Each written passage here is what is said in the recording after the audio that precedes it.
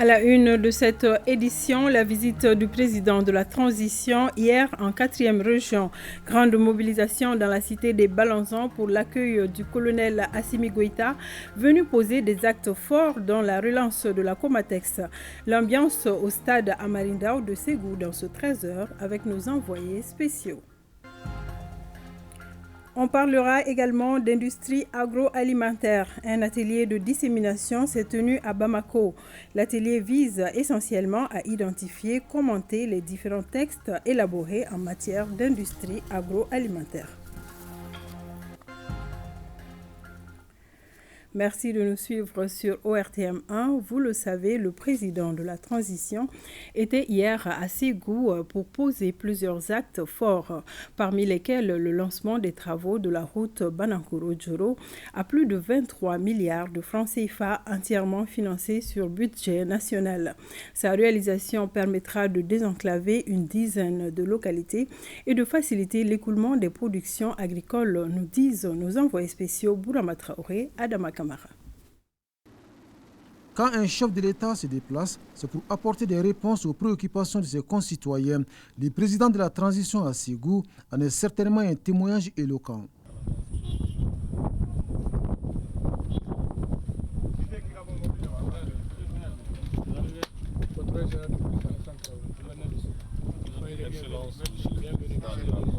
Par sa présence, le colonel Assimi Goïta fait l'événement historique, celui de la réalisation de la route Banankoro-Djoro, longue de 45 km.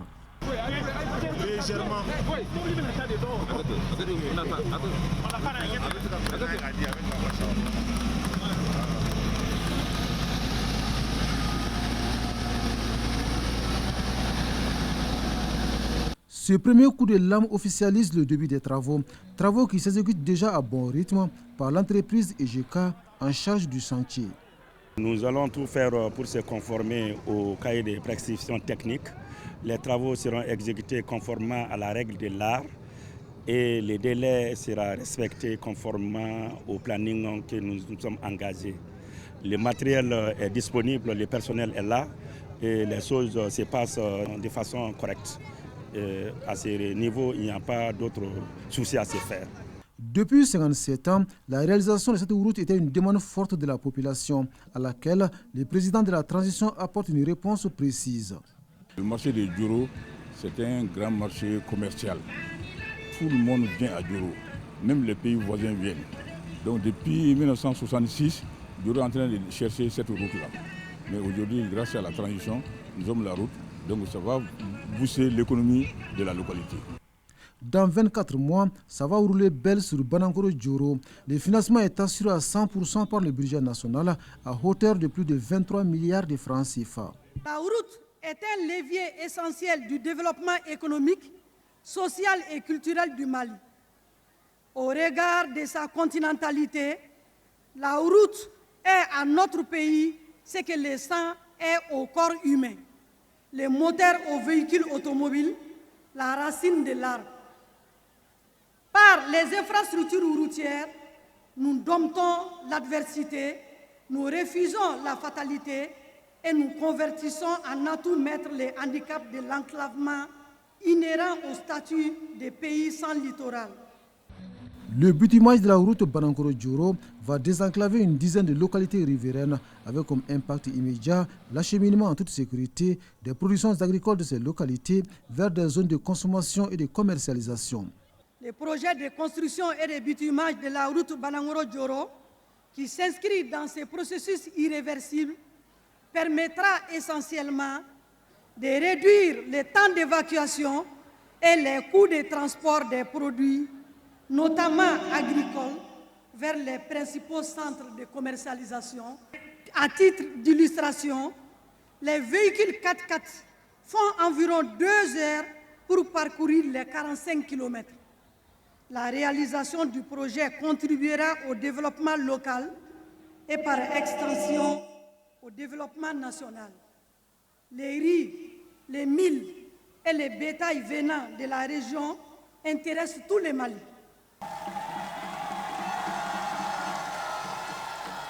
Jamana jola bena joro du ka damne dugudona fo na se président ma Segukaw aya jɔyɔrɔ fa a ka kan n ko foli bila u bɛɛ la.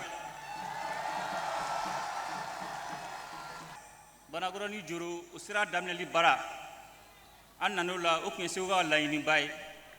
Ala barika la gouvernement ka cɛsiri ani CNT ka cɛsiri la o latigɛra bi an bɛ Ala fo k'Ala barika da. O sira mun bɛna dilan o bɛna kɛ jigiya ye Segu ma o bɛna kɛ jigiya ye jamanadenw ma mun b'a to u ka tagasegi u bɛ lafiya sɔrɔ a kɔnɔ mun b'a sɔrɔ u ka tagasegi u bɛ kɛnɛya sɔrɔ a kɔnɔ u bɛ lakana sɔrɔ a kɔnɔ mun b'a to jago bɛ yiriwa dugu ni ɲɔgɔn cɛ a bɛ kɛ sababu fana ye an ka sifinlaka minnu n'u tɛ baara la u ka baara sɔrɔ. Si le développement passe par la route, celle de Banangoro-Djouro met fin à plus d'un demi-siècle de calvaire de la population locale. Difficile de décrire sa joie avec des mots.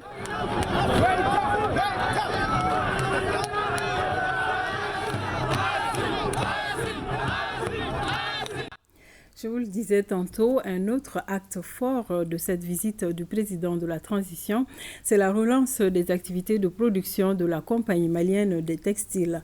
La réouverture de la Comatex est l'une des réponses à la sollicitation des populations. Nos envoyés spéciaux Sira Bachili, Adama Kamara et Tchédje Kamara. L'espoir de 1250 travailleurs dans les mains du président de la transition. Avec ce coup de ciseau, le colonel Assimi Goïta redonne vie à la Comatex, compagnie malienne des textiles, et les machines sont mises en marche pour de bon. Un 13 juin 2023 qui sera sûrement inscrit dans les annales de l'histoire du Mali. Le secteur industriel étant une importante composante de l'économie. Elle est revitalisée, ouvrant la voie au développement du commerce. Aujourd'hui, la Comatex, notre patrimoine national, a un nouveau statut. Elle est devenue une société dont l'État est unique actionnaire, doté d'un concordat et d'un plan de relance. Cela a été rendu possible grâce à votre vision de chef d'État, permettant de sauvegarder les emplois des travailleurs, d'apporter une plus-value au coton malien et de créer des richesses au niveau régional, national et même sous-régional. Soyez-en remerciés, Monsieur le Président. Excellence, Monsieur le Président, votre vision, votre volonté politique, votre implication personnelle, votre détermination à prendre les entreprises stratégiques pour le Mali puise sa source dans les analyses Agenda Coton de l'UMOA qui révèle que la transformation industrielle locale de chaque 25 tonnes de fibres de coton génère 50 emplois, l'amélioration des conditions de vie et des populations et la vigueur de la croissance économique inclusive et durable. L'État reprend ainsi les rênes de la Comatex avec l'entreprise chinoise Covec. La réouverture de la Comatex est une réponse du président de la transition non seulement à la sollicitation du peuple, mais aussi et surtout une exécution des 3 principes sur lesquels le Mali marche désormais. Avec ma Comatex jora akme felisra reka. Mais ala bargala Comatex gra Mali taibi. Noga foito la.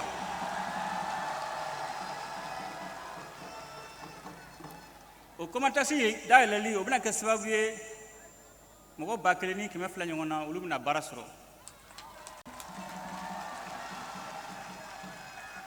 O Comatex da leli abina ke jigaye Segu ma, abina ke jigaye Mali ma, abina ke jigaye Farafina ma, abina ke jigaye Dunia ma, mun b'a to an ka jamana a bɛ yiriwa cogo min na.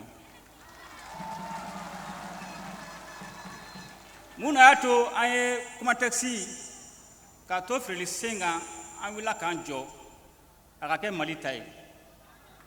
O sɔrɔla mun fɛ an ye taaboloba 3 de latigɛ. O taaboloba 3 tant k'an b'o baara kɛ an bɛ Maliyɛnw sago ko o taaboloba 3 kelen-kelenna bɛɛ kɔnɔ. O fɔlɔ-fɔlɔ min ye Mali ka yɛrɛma hɔrɔnya o ka sabati baara bɛɛ la. Yɛrɛma hɔrɔnya a ka sabati an ka lakana la. Yɛrɛma hɔrɔnya a ka sabati an ka kɛnɛya la. Yɛrɛma hɔrɔnya a ka sabati an ka jamana nafasɔrɔ siraw la ni Comatex b'o dɔ fɛ.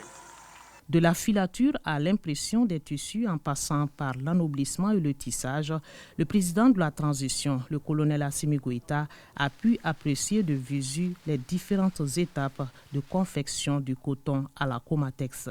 Une valorisation de la production locale qui se poursuit et le président de rappeler que le redémarrage de l'UMPP s'inscrit dans la même logique.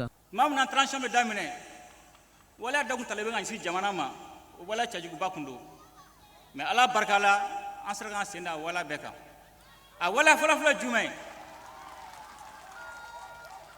a wala fala jumɛn a bɛɛ bɛ CMDT dɔn CMDT feereliko tun bɛ sen na an y'an sen da kan a filanan UMPP an ka fura dilanyɔrɔ o dugukolo sɔngɔ u bɛ fɛ ka feere sɔngɔ min na dugukolo sɔngɔ de ka ca ni o wari ye mais ala barkala an y'an sen do fana ka bi olu bɛ baara la sabana o Comatex a bɛ wo kalama ala barkala o latigɛra bi nana o ye Mali aéroport feereli ko kun banna ka ban an y'an sen do fana kan bi aéroport ye Mali ta ye. Avec un chiffre d'affaires de 7 à 8 milliards de francs CFA par an, la compagnie malienne de textile a une capacité d'impression de tissu de 6 millions, un véritable vivier. Voilà, visite du président hier à Ségou. À présent, ce communiqué parvenu à notre rédaction. Le ministre du Travail, de la fonction publique et du dialogue social communique. En prélude au référendum, le gouvernement décide que la journée du jeudi 15 juin 2023, journée citoyenne pour encourager le retrait des cartes d'électeurs, est chômée et payée sur toute l'étendue du territoire national. L'actualité au Mali, c'est aussi le BTS et nous allons à Kayes où le chef de l'exécutif régional, colonel Moussa Soumaré, a procédé lundi 12 juin au lancement des épreuves au lycée du Gokolo-Konaré. Reportage Benoko Fofana. C'est dans la salle numéro 1 comptant 35 candidates de la filière santé maternelle et infantile que le gouverneur de région, colonel Moussa Soumaré, a procédé au lancement des examens. Il était 8 heures lorsqu'il a ouvert la première enveloppe contenant les sujets de l'épreuve pathologie obstétricale. Avant le lancement des épreuves, le chef de l'exécutif régional s'est rassuré d'abord de la bonne organisation. Nous avons pu constater que toutes les dispositions sont prises pour que ces épreuves puissent se dérouler normalement. Les surveillants sont sur place, les élèves aussi sont sur place et les conditions de surveillance sont bien réunies pour qu'il n'y ait pas de fraude. Ça, c'est très important à signaler. C'est suivant les instructions des plus hautes autorités du pays. Pour ces examens de fin d'année, les techniciens et techniciens supérieurs de santé venus de tous les cercles de la région ont bénéficié des conseils du gouverneur. Aussi, nous avons saisi cette occasion pour prodiguer quelques conseils aux élèves. On leur a dit que c'est une évaluation comme toutes les autres évaluations qu'ils ont eu à faire pendant l'année scolaire, donc de rester surtout sereins, de lire correctement les sujets avant de se lancer dans les réponses. Aussi, nous les avons souhaité bonne chance. Notons que les candidats pour cette session de juin 2023 sont au nombre de 845 répartis comme suit. Techniciens de santé, 454 candidats en santé maternelle et infantile. Santé publique, ils sont 300 candidats. Techniciens supérieurs, 54 sages-femmes et 34 infirmiers d'État. Le lycée de Gokolo-Konaré est le seul centre qui a servi de cadre pour ces examens. Parlons à présent d'industrie agroalimentaire, tenue d'un atelier de dissémination des résultats des études sur l'industrie agroalimentaire. Les participants ont passé en revue les différents textes élaborés en matière d'industrie de détail avec Fantama Magnantao. Cette rencontre offre un cadre de restitution et de partage d'informations aux acteurs de l'Observatoire national de l'industrie, ONI, dans le domaine de l'industrie. La structure a réalisé respectivement 2 études en 2020 et 2021. La première étude porte sur l'industrie agroalimentaire, enjeux et perspectives, et la seconde sur l'incidence des mesures législatives et réglementaires sur la promotion de l'industrie. L'intérêt visé, c'est que le public puisse s'approprier les résultats des études afin de les utiliser, c'est-à-dire les recommandations qui sont formulées au nom, à l'intention des pouvoirs publics, du secteur privé et aussi des partenaires. Si les uns et les autres mettaient en œuvre les recommandations ici des différentes études, ça pourra booster le développement industriel d'une manière générale.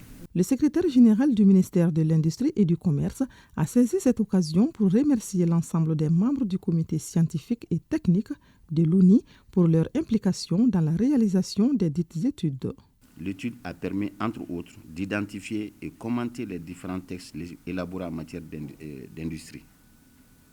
évaluer l'impact de la mise en œuvre des 10 textes sur la promotion du secteur industriel, identifier les difficultés rencontrées par les unités industrielles dans l'application des mesures législatives, réglementaires et conventionnelles et formuler enfin des recommandations en vue de l'application correcte des textes législatifs et réglementaires en vigueur. Cet atelier permettra aux acteurs concernés de tirer les bonnes propositions d'amélioration sur la promotion de l'industrie agroalimentaire au Mali.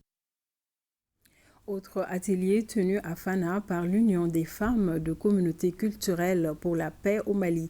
Il s'agit de renforcer les capacités des femmes influentes sur la paix, le pardon, la réconciliation, la cohésion sociale et la résilience.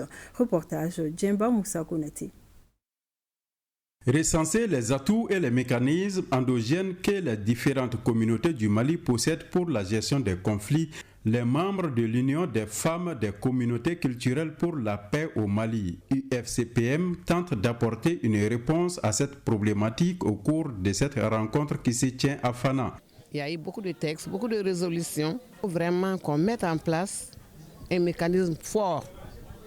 Et ça serait basé sur vraiment les pratiques endogènes. On a vu l'importance de la femme, le rôle que la femme peut jouer vraiment pour instaurer la cohésion au sein des communautés. Donc, quand elles seront renforcées, partager ces mécanismes-là entre elles, elles pourront à leur retour au niveau base vraiment pratiquer ces mécanismes-là au niveau de la base pour une paix et une cohésion sociale au sein de nos communautés. Pour Jean-Marie Sagara, conseiller au gouvernorat de Dioïla, cet atelier est d'actualité car il prend en compte l'épanouissement des femmes. J'ai fait une interpellation au projet de constitution pour demander à toutes ces femmes de se réunir encore le 18 pour aller voter, sortir en masse, de venir voter le 18. Au cours de cette rencontre, les experts échangeront avec les femmes influentes sur les modules tels la réconciliation, le conflit, le pardon, la paix, la violence, la cohésion sociale, entre autres. Le mouvement politique et citoyen Ambiko apporte de l'eau à la population de Sogonafi en commune 3 du district de Bamako. Cette action de solidarité du mouvement Ambiko met un terme à plusieurs années de souffrance et d'appel à l'aide de la population. Le compte-rendu de Mohamed Namakeita. Un jour de bonheur pour la population de Sogonafi en commune 3 du district de Bamako. La vice-présidente du mouvement politique et citoyen Ambiko arrive pour sa première fois dans ce vieux quartier de la capitale pour inaugurer un château d'eau, la réponse à une sollicitation de la population. Ils ont fait beaucoup de demandes au niveau de Ambiko, dont il y avait le forage, donc on a jugé nécessaire de leur donner le forage. Je félicite d'abord les jeunes de ce quartier, car c'est eux qui passent toute la journée entre Sogonafi et le bureau de Ambiko afin d'avoir ce forage. Cette œuvre de charité du mouvement Ambiko est appréciée à sa juste valeur par les fidèles de la mosquée de Sogonafi. Sogonafi est au cœur de Bamako en commune 3. Pourtant, le problème d'eau ici est connu de tous. Nous étions obligés d'aller chercher de l'eau dans les puits et d'autres forages ailleurs. Le mouvement Ambiko vient de nous épargner de tout cela. Le porte-parole de l'imam de Sogonafi a saisi l'occasion pour inviter les donateurs à aider la population à résoudre le problème de l'accès au quartier qui devient impraticable en saison de pluie. Plus de 87 millions de francs CFA, c'est le coût de la réhabilitation et d'équipement de la brigade territoriale de la gendarmerie de Yuwaru et le mur de clôture de l'école de Djafarabé. La réalisation de ces deux infrastructures est rendue possible grâce à la collaboration entre les autorités régionales et la MINUSMA. Reportage Idrissa Keita. Cette visite du gouverneur de Mopti avec la chef du bureau régional de la MINUSMA dans les cercles de Yuwaru et Tenenkou a commencé par l'inauguration de la brigade territoriale de gendarmerie de Yuwaru réhabilitée et équipée par la MINUSMA. Cette brigade entièrement rénovée comprend plusieurs bureaux, dont un bureau pour le commandant de brigade et un autre pour l'établissement de la carte d'identité. Dans le cadre de son mandat de protection des civils et d'appui aux autorités de la transition, la MINUSMA continue de s'investir au quotidien pour le renforcement du dispositif sécuritaire au centre du Mali. Pour le gouverneur, cette réalisation vient renforcer les efforts de l'État dans le cadre de la sécurisation des personnes et de leurs biens. Cette visite à Yuwaru, c'est dans le continuum de l'amélioration du renforcement du cadre de vie et de travail des hommes. Les gendarmes qui viennent d'en bénéficier en feront bon usage, en contrepartie satisfaire le leadership régional. Après Yuwaru, cap sur Diafarabé dans le cercle de Tenenkou pour un projet de construction de murs de clôture au profit de l'école Soumana Tienta de Diafarabé, créée en 1922. Cette école est centenaire, mais il n'y avait pas de mur de clôture. Que le partenaire municipal parvienne à nous aider à réaliser ce mur, c'est vraiment dans une perspective pour un lendemain meilleur pour les élèves. La chef du bureau municipal a tenu promesse qu'un forage sera réalisé dans les jours à venir. Ces deux projets sont financés par l'aménagement à hauteur de 87 millions de francs CFA. Le gouverneur a aussi rencontré les notabilités et les forces vives. Question de les inviter à accomplir leurs devoirs civiques lors du référendum du 18 juin prochain. En 5e région, les forces de défense et de sécurité ont accompli leurs devoirs civiques dans la quiétude. Ils sont appelés à voter oui ou non pour le projet de constitution. Le scrutin référendaire s'est bien déroulé à Mopti, selon le gouverneur de la région. Compte rendu Boubacar Sankaré. Pour ce scrutin référendaire, les forces de défense et de sécurité de la 6e région militaire sont sorties massivement pour accomplir leurs devoirs civiques ce dimanche 11 juin 2023 dans 4 centres de vote différents. Le vote se déroule normalement. Tout le matériel est au complet. Il y a une grande affluence. Les forces de l'ordre et de sécurité sont là pour le vote, munis de leurs pièces. À Sévaré, où se trouvaient les 3 autres centres, les militaires ont voté au camp Hamadou Mbokari Baridi Balobo, appelé encore armée de terre, puis au camp de garde et à l'armée de l'air. Autrefois, les forces de défense et de sécurité votaient au même moment que les autres citoyens. Les militaires sont identifiés sur la base du fichier et en ce moment, ils sont autorisés à aller accomplir leurs devoirs civiques. Le 18, ils vont aller faire leurs devoirs militaires sur les théâtres d'opération et la sécurisation des centres de vote. Le chef de l'exécutif régional, qui a sillonné tous les centres de vote, se réjouit du bon déroulement du scrutin. La mobilisation des hommes preuve que chacun a compris la portée de l'acte citoyen, la bonne organisation dans les différents bureaux de vote. L'esprit de discipline qui règne dans tous les centres, ça c'est remarquable. Et nous avons pu constater qu'il y a un continuum du service par ces opérations et par ces hommes en tenue et ils s'acquittent en même temps de leurs devoirs civiques. Les membres de l'EJ au niveau communal, local et régional étaient présents dans chaque centre de vote pour la supervision. À Bandiagara également, les forces de défense et de sécurité ont accompli leurs devoirs civiques. Le gouverneur de la région, qui a visité quelques bureaux de vote, s'est dit satisfait du bon déroulement du scrutin référendaire. Sidi Mohamed El Béchir est au micro de Boubacar Sankari. Nous venons d'observer avec les agents électoraux, avec les forces de défense et de sécurité qui sont en train de s'acquitter de leurs devoirs citoyens. Et de façon organisée, disciplinée, ce qui caractérise quand même cette institution militaire. C'est avec beaucoup de patriotisme et ça se lit sur le visage de chaque élément que nous avons rencontré, cette satisfaction d'avoir accompli son devoir citoyen. Et je lance un appel vibrant aux populations de la région de Bandiagara de participer le 18 juin. On est un vote massif. Et nous revenons sur ce communiqué avant de refermer ce journal. Le ministre du Travail, de la Fonction publique et du Dialogue social communique en prélude au référendum. Le gouvernement décide que la journée du jeudi 15 juin 2023, journée citoyenne pour encourager le retrait des cartes d'électeurs, est chômée et payée sur toute l'étendue du territoire national. Et point final à ce 13h. Merci de nous avoir suivis. Bel après-midi.